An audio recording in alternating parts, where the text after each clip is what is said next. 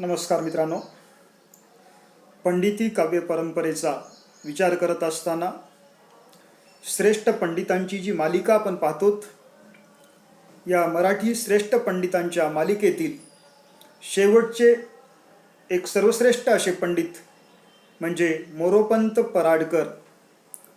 मोरोपंत पराडकर यांच्या व्यक्तिमत्वामध्ये संत साहित्य आणि पंडिती साहित्याचा मिलाप पाहायला मिळतो. संत नामदेवांची परमेश्वर भेटीची तळमळ, संत एकनाथांचं कृतार्थ गृहस्थाश्रम, दासोपंतांसारखं प्रचंड साहित्य लेखन आणि वामन पंडितांसारखी विद्वत्ता, अशा अनेक महनीय व्यक्तिमत्वाचा मिलाप या मोरोपंतांच्या व्यक्तिमत्वामध्ये सापडतो. अशा या पंडित कवी मोरोपंत पराडकर यांचा विचार आज आपण करणार आहोत. तर मित्रांनो, पंडित मोरोपंत यांचं जेव्हा आपण चरित्र पाहतो तेव्हा मोरोपंतांचा जन्म हा इसवी सन 1729 साली झालेला आहे. त्यांचा जन्म पन्हाळगडावर झालेला आहे.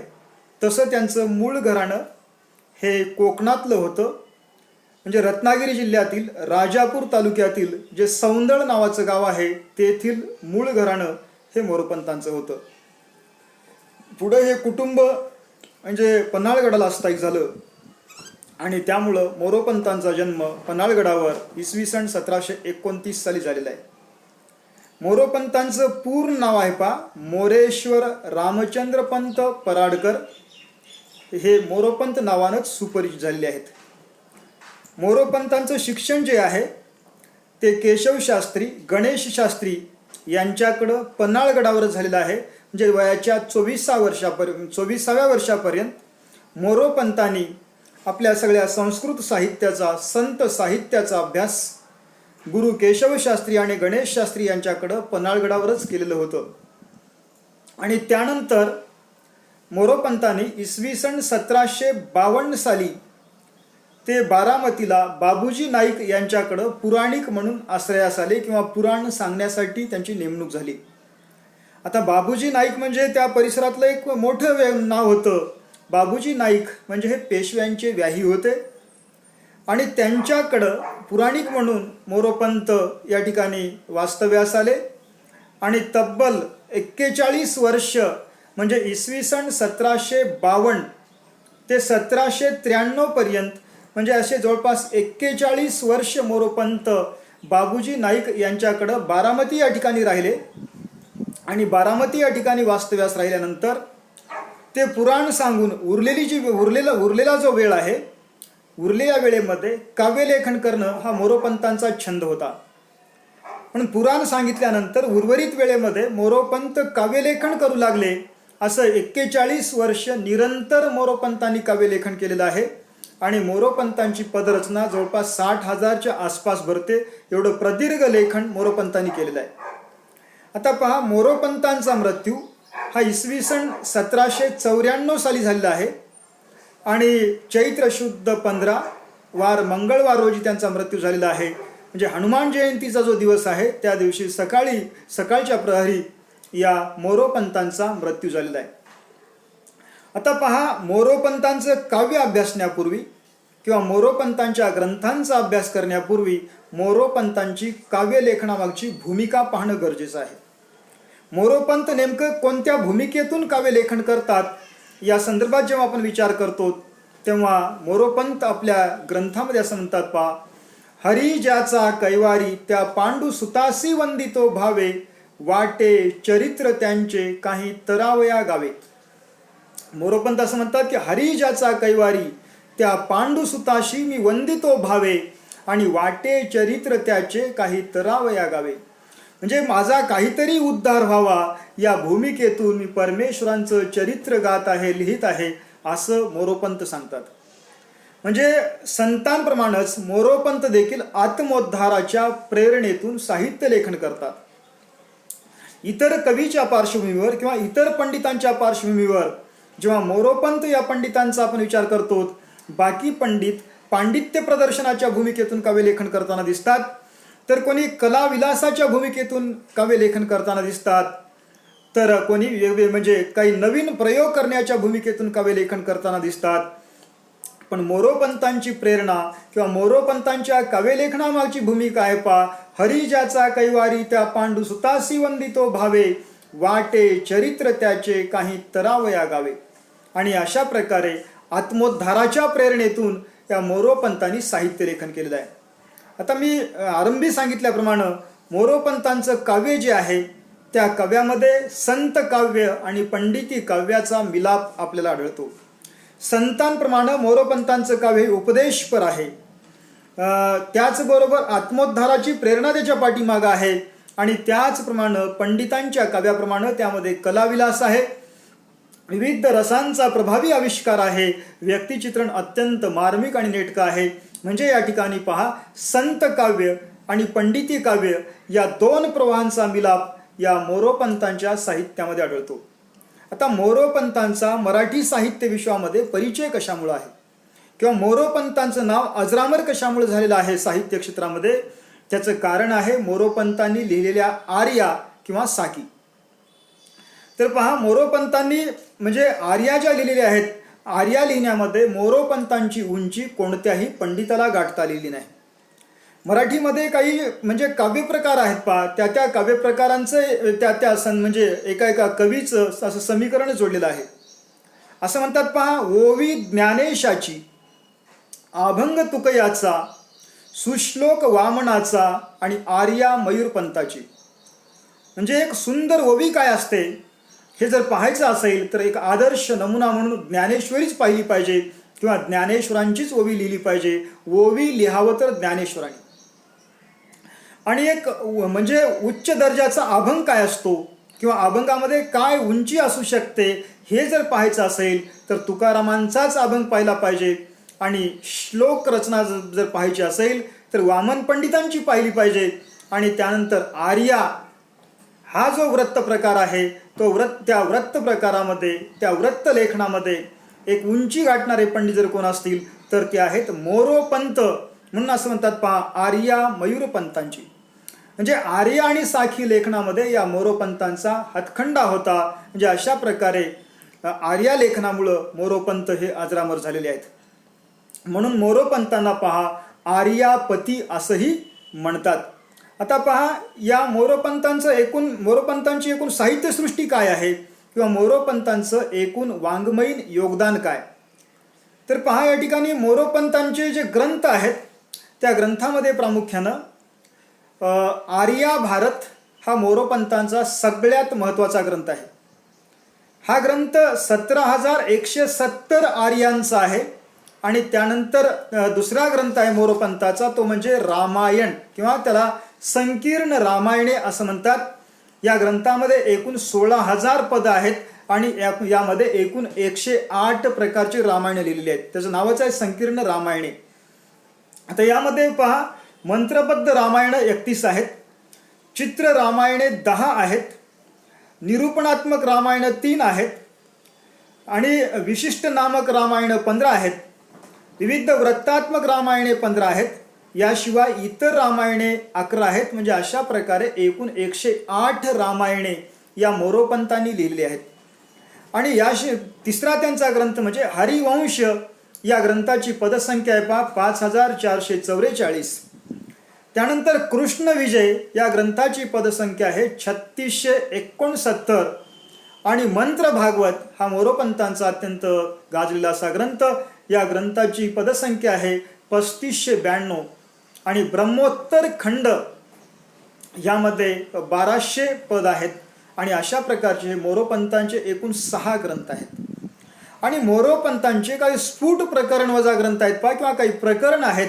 त्यामध्ये काशी प्रकरणे यामध्ये 1,000 पद आहेत, भागवती प्रकरणे यामध्ये 1,652 पद आहेत, गीता सप्तशतीमध्ये 407 प्रकरण आहेत, संतांची गाणी यात 612 पद, संत प्रकरणामध्ये 1,000 पद आहेत, कुशल व्याख्यान यामध्ये 506 पद आहेत आणि गीत आर्यामध्ये 718 पद आहेत.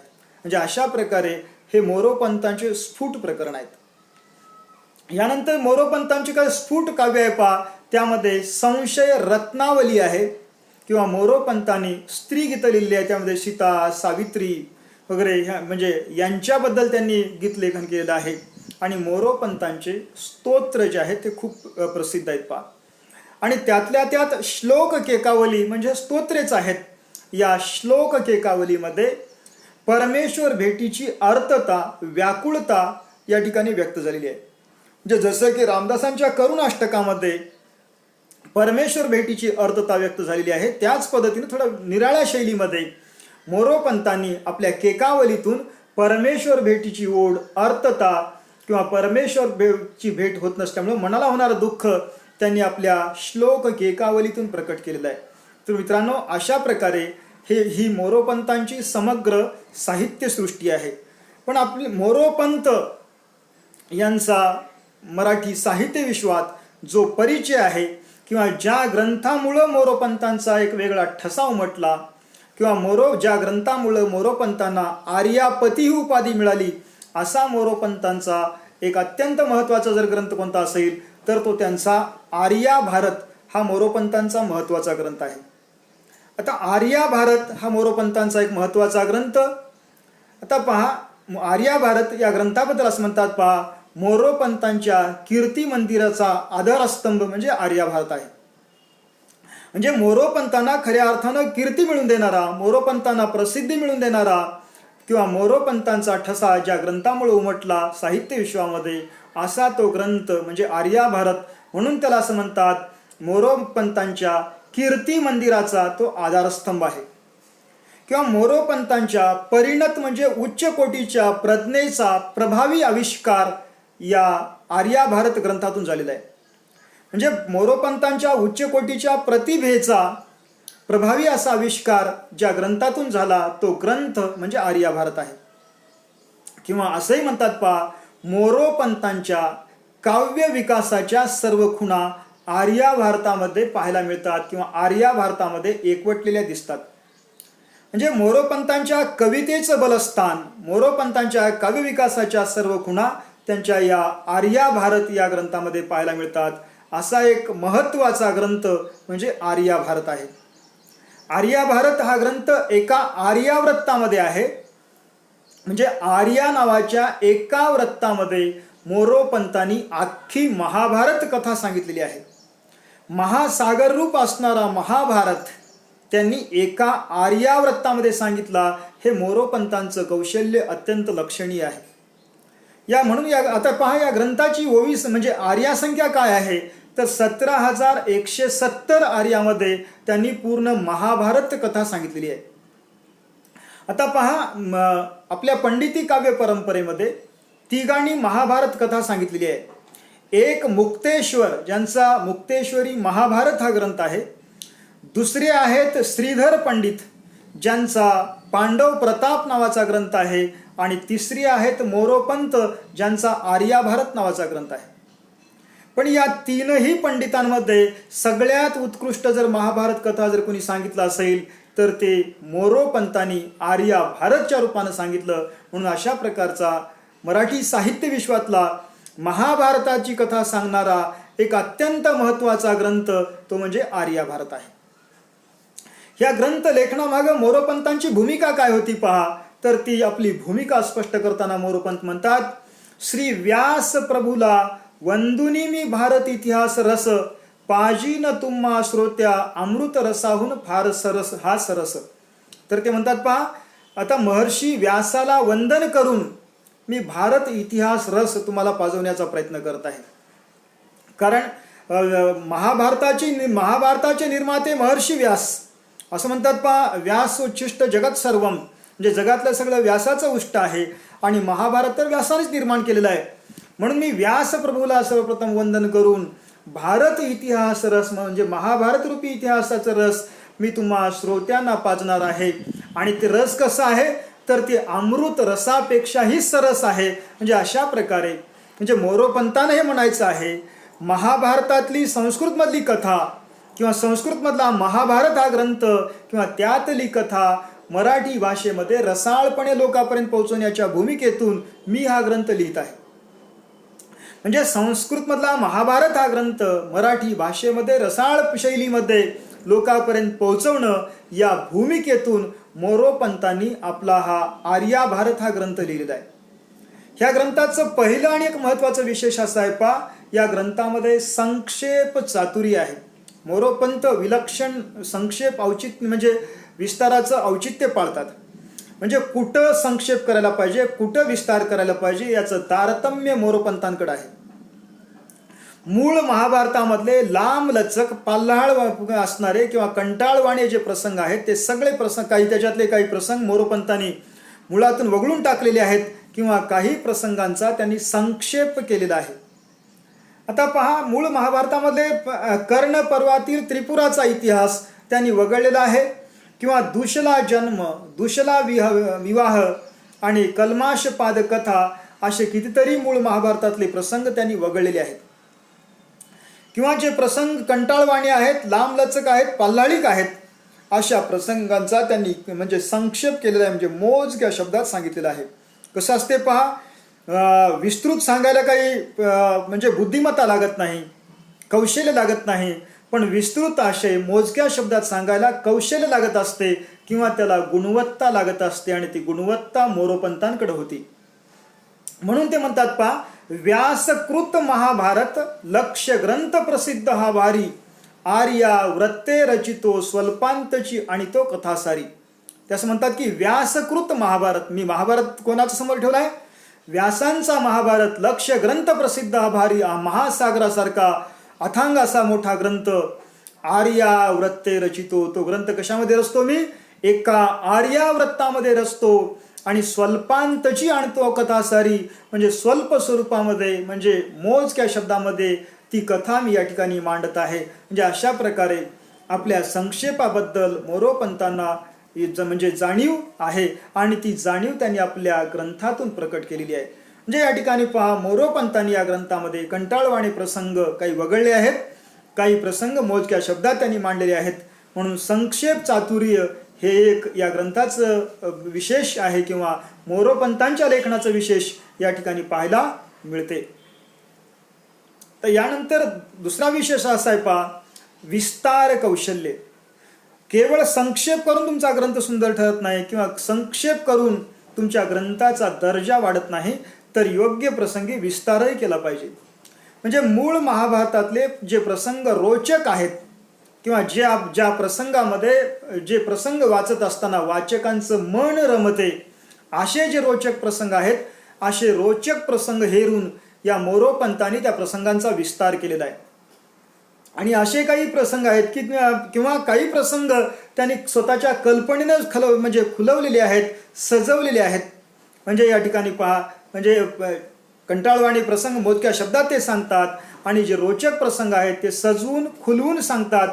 म्हणून समर्पक विस्तार कौशल्य हे एक त्यांच्या लेखनाचं विशेष या ग्रंथामध्ये पाहायला मिळते. आता या ठिकाणी पहा, काही प्रसंग असे आहेत की त्यांनी त्याचा विस्तार केलेला आहे. उदाहरणार्थ, कुरु स्त्रियांनी धर्मराजास उद्देशून उपालंबयुक्त केलेलं भाषण, त्याचा विस्तार मोरोपंतांनी केलेला आहे. आणि त्याचबरोबर राधेनी कर्णाबद्दल केलेला विलाप, त्याचा विस्तार मोरोपंतांनी केलेला आहे. किंवा कर्णाबद्दल कुंती व धर्म यांनी केलेला विलाप, हा तर मोरोपंतांच्या प्रतिभेचा स्वतंत्र विलास आहे.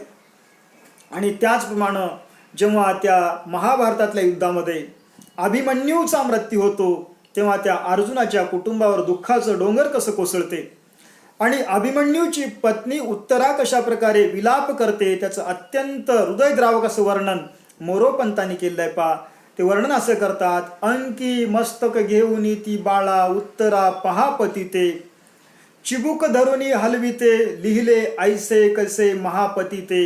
म्हणजे या ठिकाणी पहा, अभिमन्यूचा मृत्यू झाल्यानंतर उत्तरा जी विलाप करते तो विलाप म्हणजे अत्यंत हृदयद्रावक आहे, काळजाला पाजर फोडणारा विलाप आहे. म्हणजे अशा प्रकारे मोरोपंतांनी मूळ महाभारतातले काही जे प्रसंग आहेत, जे प्रसंग वाचकांच्या मनाला गुंतून ठेवतात, अशा प्रसंगांचा त्यांनी विस्तार केलेला आहे. मग ते आनंददायक प्रसंग असो, दुःखदायक प्रसंग असो, जे प्रसंग वाचकांच्या रसिकांच्या मनाला भिडतात, अशा प्रसंगांचा त्यांनी विस्तार केलेला आहे. आणि त्याचबरोबर पहा, म्हणजे मोरोपंतांनी या ग्रंथामध्ये विविध रसांचा आविष्कार केलेला आहे. हे पंडितांचं विशेष आहे. कुठल्याही पंडितांच्या ग्रंथामध्ये वेगवेगळ्या रसांचा प्रभावी आविष्कार पाहायला मिळतो. आता मोरोपंतांचा हा जो आर्याभारत हा ग्रंथ आहे, या ग्रंथामध्ये 5 रसांचा आविष्कार प्राधान्यानं झालेला आहे. त्यामध्ये शृंगार रस, वीर रस, करुण रस, विनोद रस आणि अद्भुत रस अशा 5 रसांचा प्रभावी आविष्कार या मोरोपंतांच्या आर्याभारत ग्रंथामध्ये झालेला आहे. आता पहा, शकुंतला ययाती आख्यानातून शृंगार रसाचा आविष्कार झाल्याचा आपल्याला पाहायला मिळतो. आणि भीमाने केलेला दुःशासनाचा वध किंवा कीचक वध यातून युद्ध म्हणजे वीर रसाचा आविष्कार आपल्याला पाहायला मिळतो. किंवा याशिवाय भीष्म, द्रोण, कर्ण, विराट या पर्वामध्ये जे काही युद्ध वर्णन आलेले आहेत, या युद्ध वर्णनातून वीर रसाचा परिपोष झालेला आहे. म्हणजे भीष्म पर्व, द्रोण पर्व, कर्ण पर्व, विराट पर्व अशा पर्वातून म्हणजे पर्वामध्ये जे काही युद्ध वर्णन आलेले आहेत त्यातून वीर रसाचा आविष्कार झालेला आहे.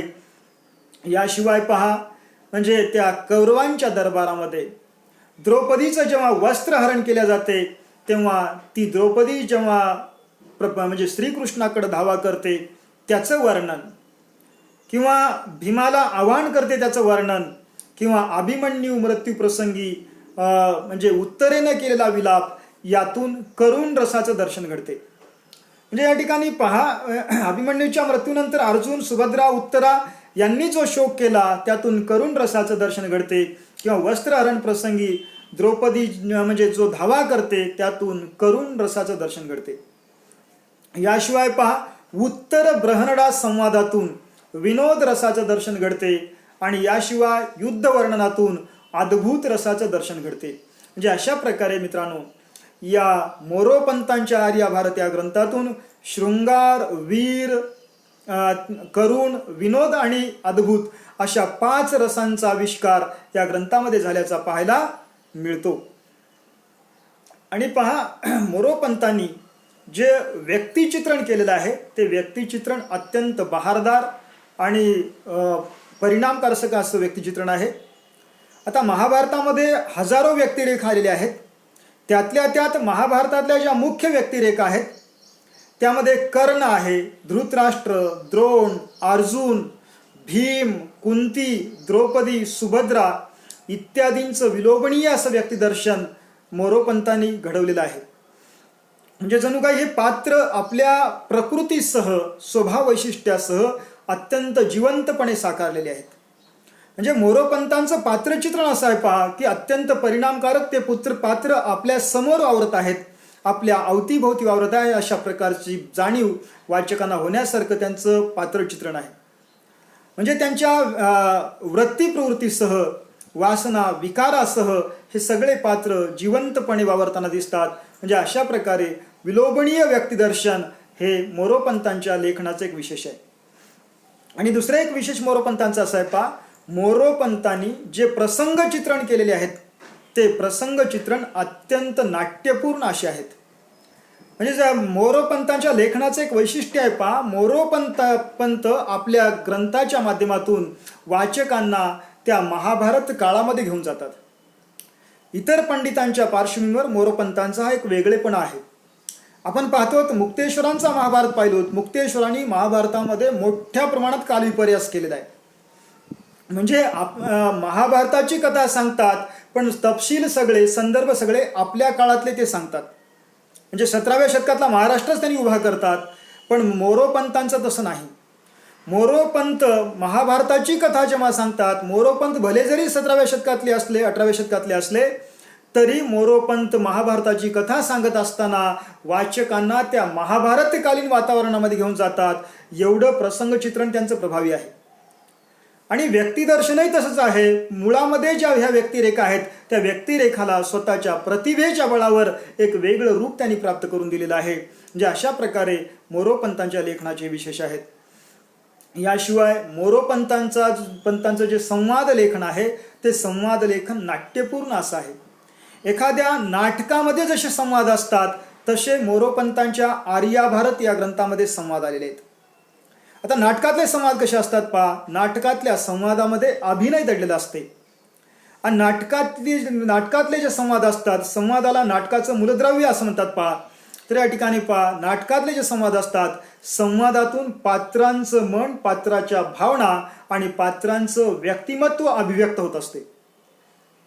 ज्या संवादातून पात्रांचं मन, पात्रांच्या भावना, पात्रांच्या मनातलं कोलाहल आणि पात्रांचं समग्र व्यक्तिमत्व अभिव्यक्त होते, त्याला म्हणतात नाट्यात्मक संवाद. आणि मोरोपंतांच्या या ग्रंथामध्ये संवाद जे आलेले आहेत ते अत्यंत नाट्यपूर्ण असे आलेले आहेत. आता कर्णशल्य संवाद आहे पहा. त्या संवादामध्ये असं म्हणतात की जेव्हा सभेशी नेली पांचाली, मानिले न शर्म, तेव्हा गेला होता कोठे राधा सुता तुझा धर्म. आता या संवादामध्ये शल्य कर्णाला म्हणतो, जेव्हा सभेमध्ये वस्त्रहरण करण्यासाठी पांचाली म्हणजे द्रौपदीला घेऊन गेलं होतं, तेव्हा तुला शर्म वाटली नाही, किंवा तेव्हा तुझा धर्म कुठं गेला होता, म्हणजे आज तू धर्म म्हणू लागला होतास, पण तेव्हा तुझा धर्म कुठं गेला होता, तेव्हा तुझा कोणता धर्म होता. म्हणजे ह्या संवादातून पहा, बोलणाऱ्या माणसाच्या मनामधला खदखदणारा राग या ठिकाणी प्रकटलेला आहे. बोलणाऱ्या माणसाच्या मनातल्या भावना, तीव्र भावना या ठिकाणी प्रकटलेल्या आहेत. म्हणजे अशा प्रकारे नाट्यपूर्ण संवाद हे मोरोपंतांच्या लेखनाचं एक महत्त्वाचं विशेष आहे. याशिवाय पहा, म्हणजे वस्त्रहरण जेव्हा होऊ लागते, द्रौपदीचं वस्त्रहरण जेव्हा कौरवांच्या दरबारामध्ये होऊ लागते, तेव्हा 5 पांडवांची पत्नी असणारी द्रौपदी तिच्या सगळ्या 5 पतीच्या देखत भर दरबारामध्ये तिची साडी फेडली जाते. तेव्हा द्रौपदी आपला भीम जो आहे, 5 पांडवापैकी एक जो भीम प्रचंड बलवान आहे, त्या भीमाच्या अति पौरुषत्वाला आवाहन करते, त्या भीमाच्या सामर्थ्याला ती आवाहन करते.